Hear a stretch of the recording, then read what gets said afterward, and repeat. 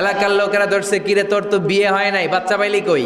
বেশ্যা বলে, ওই যে আল্লাহর ওলি জুরাইজ আমার সাথে অপকর্ম করেছে, আমার পেটের বাচ্চার বাবা হলো আল্লাহর ওলি জুরাইজ। সবাই মিলে গির্জা ভেঙে জুরাইজকে রশি দিয়ে বেঁধে জামিনে নিয়ে আসছে। জুরাইজ কয়, আমার অপরাধ কি? অপরাধটা বলো। সবাই বলে, তুই অপকর্ম করেছিস এই বেশ্যার সাথে, তোরে আমরা মৃত্যুদণ্ড দেব। জুরাইজ বলে, ঠিক আছে মৃত্যুদণ্ড দিও, মরণের আগে, মারার আগে 2 রাকাত নামাজ পড়ার সুযোগ দাও।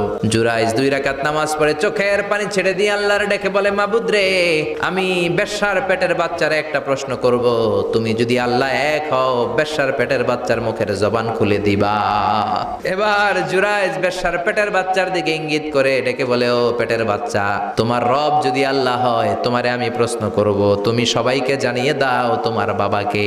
বেশ্যার পেটের ভেতর থেকে ছোট্ট বাচ্চা আওয়াজ করে বলল, আপনি আমার বাবা নন, ওই যে সিপার মধ্যে দাঁড়ায় আছে রাখাল, ওই রাখাল হলো আমার বাবা।